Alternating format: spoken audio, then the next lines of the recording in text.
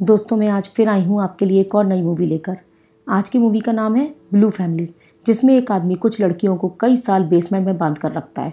वो ऐसा क्यों करता है और उसका इसके लिए क्या मोटिव है, ये तो हम आगे मूवी में ही जानेंगे। मैं उम्मीद करती हूँ कि आपको ये मूवी ज़रूर पसंद आएगी।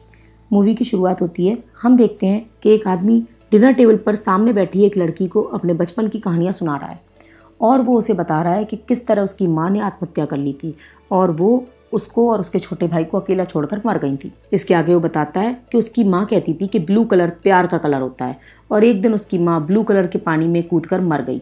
इसके बाद वो सामने बैठी लड़की से कहता है कि उसे उसका चेहरा देखकर उसकी माँ की याद आती है, जिससे वो बहुत प्यार करता था। इसके बाद वो उस लड़की को ड्रिंक ख़त्म करने को कहता है।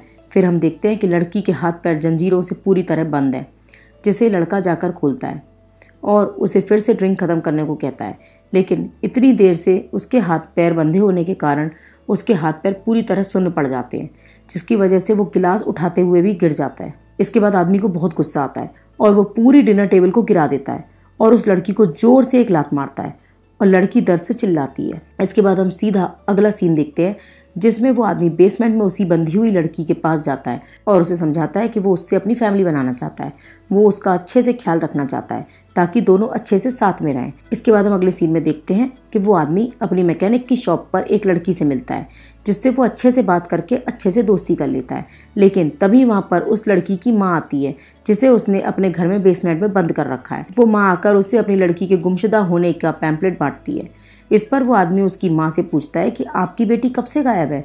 इस पर उसकी माँ कहती है कि वो 2 साल से गायब है, लेकिन उसे यकीन है कि एक ना एक दिन वो वापस जरूर आएगी। इसके बाद उसकी माँ वहाँ से चली जाती है और वो आदमी वापस अपनी मैकेनिक शॉप पर जाकर उस नई लड़की से बात करने लगता है। बातों बातों में वो उसे शाम को एक पार्टी में मिलने के लिए इनवाइट कर लेता है, जिसके बाद अब हम देखते हैं कि वो उसके साथ पार्टी में थोड़ा इंटीमेट होकर उसे बेहोश कर देता है और फिर उसके साथ उसे वहाँ से अपने घर के बेसमेंट में ले आता है। अब यहाँ पर जब नई लड़की को होश आता है तो वो देखती है कि वो जंजीरों में बंधी हुई है और वो आदमी के सामने छटपटाने लगती है। लेकिन तभी वहाँ पर उस आदमी का छोटा भाई ये आवाज़ें सुनकर नीचे आ जाता है। जैसे तैसे करके वो आदमी अपने छोटे भाई को ऊपर ले जाता है। अब जब वो आदमी ऊपर अपने घर में होता है तो तब वो नई लड़की पहले से बंधी हुई लड़की से पूछती है कि यहाँ से कैसे निकला जाए। इस पर वो पुरानी लड़की कहती है कि यहाँ से बचकर भागने का कोई रास्ता नहीं है। वो पिछले 2 साल से यहाँ बंद है और वो हर तरीका अपना चुकी है। यहाँ से निकल पाना मुश्किल है, लेकिन उसको यहाँ से अब निकलना है क्योंकि इसके पास यहाँ से निकलने का एक रीज़न है, जिस पर नई लड़की को उसकी कुछ बात समझ नहीं आती है। इसके बाद हम देखते हैं कि वो आदमी आकर पुरानी वाली लड़की का ख्याल रखता है, उसे अपने हाथों से नहलाता है और उसके लिए खाना भी लेकर आता है। इसके बाद हम देखते हैं कि अब ये आदमी अपने छोटे भाई के साथ मिलकर एक पार्टी में जाता है, जिसके बाद यहाँ पर पुरानी वाली लड़की बेसमेंट में बैठी हुई नई वाली लड़की को बताती है कि वो आदमी अपनी फैमिली बनाना चाहता है, इसलिए अब वो उसके बच्चे की माँ बनने वाली है। लेकिन वो यहाँ पर 2 साल से कैद है और वो नहीं चाहती कि उसका होने वाला बच्चा भी यहीं पर कैद रहे। इधर पार्टी में आने के बाद वो आदमी अपने छोटे भाई और छोटे भाई की गर्लफ्रेंड को अपने घर पर डिनर के लिए इनवाइट करता है, जिसके बाद वो डिनर के समय मौका देखकर उस लड़की की ड्रिंक पे बेहोशी की दवा मिला देता है। इससे छोटे भाई की गर्लफ्रेंड बेहोश हो जाती है। यह देखकर छोटे भाई को समझ नहीं आता कि आखिर उसकी गर्लफ्रेंड को हुआ क्या, जिसके बाद वो देखता है कि उसके सामने ही उसका बड़ा भाई उसकी गर्लफ्रेंड की बॉडी को लिक कर रहा है और इसके बाद वो इस लड़की को भी बेसमेंट में ले जाकर जंजीरों से बांध देता है। अब बेसमेंट पे 3 लड़कियां बंधी हुई हैं। यह सब देखकर छोटे भाई को समझ नहीं आता कि चल क्या रहा है, इसलिए वो पुलिस के पास जाने लगता है, जिसके बाद उसे उसका बड़ा भाई समझाता है कि उसने ये सब उन दोनों के लिए किया है। वो एक फैमिली बना रहा है और उसने इन सबको यहाँ पर इसलिए बांध रखा है कि वो इन दोनों को उनकी माँ की तरह कभी ना छोड़कर जाए। बड़े भाई की बात सुनकर अब छोटे भाई को भी बातों में यकीन हो जाता है और वो उसका साथ देने लगता है। अब अगले दिन हम देखते हैं कि वो पुरानी वाली लड़की की माँ इस आदमी के घर लंच लेकर आती है। इसे देखकर छोटा भाई अजीब तरह से बिहेव करके भगा देता है, जिससे इस लड़की की माँ को ये बिहेवियर अजीब लगता है। फिर हम देखते हैं कि बेसमेंट में आदमी लड़कियों को पीट पीट कर उन्हें रिस्पेक्ट करना सिखा रहा होता है, जिसके बाद पुरानी लड़की आदमी से बोलती है कि उसे बहुत भूख लगी है। यह सुनकर वो आदमी बाहर से उसके लिए खाना लेने चला जाता है, जिस पर बाकी दोनों लड़कियां यहाँ पर इस पुरानी लड़की को पीटना शुरू कर देती हैं। उन दोनों लड़कियों को लगता है कि वो उस आदमी के साथ मिली हुई है क्योंकि वो उससे बहुत ज़्यादा प्यार से बात करती है। इस पर वो पुरानी लड़की इन दोनों लड़कियों को क्लियर करती है और कहती है कि वो ये सब बस अपने पेट में पल रहे बच्चे के लिए कर रही है, क्योंकि बच्चा इसके पेट से जन्म लेगा। इसके बाद हम देखते हैं कि छोटा भाई सब लड़कियों के लिए बेसमेंट में नीचे खाना लेकर आता है और वो सब लड़कियों को खाना देता है, जिस पर पुरानी लड़की छोटे भाई से बोलती है कि सब लड़कियां अच्छे से शावर लेना चाहती हैं क्योंकि सब लड़कियां बहुत दिनों से अच्छे से नहाई नहीं हैं। जिसके बाद जब बड़ा भाई वहाँ पर आता है तो वो उन दोनों नई लड़कियों को अपने बाथरूम में ले जाकर उन्हें नहलाता है और फिर वहाँ पर उनके साथ गपागप करता है, लेकिन ये दोनों लड़कियाँ कुछ नहीं कर पाती। जिसके बाद अब बड़ा भाई हर संडे लड़कियों को बेसमेंट से बाहर लाता है और सबके साथ फैमिली की तरह बैठकर खाना खाता है।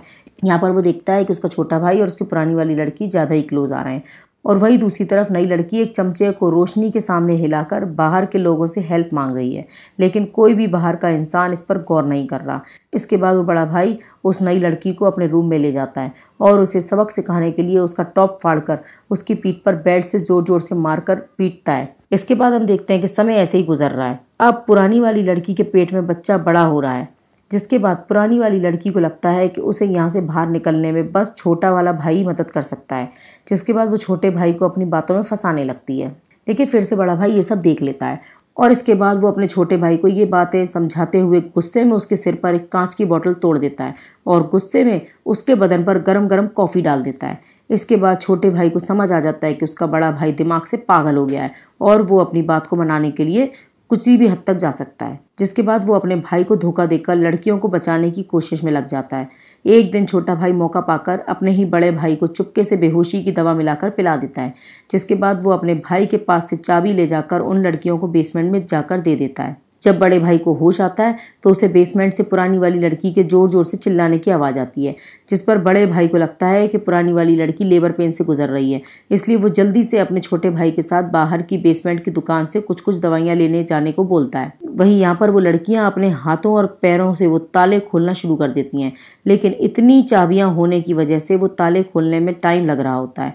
तभी नई वाली लड़की का ताला खुल जाता है और वो बाहर मेन गेट पर जाकर एक आदमी को आवाज़ देकर बुला लाती है, जो बेसमेंट में आकर इनकी ताला खोलने में मदद करने लगता है और साथ ही पुलिस को भी फ़ोन कर देता है।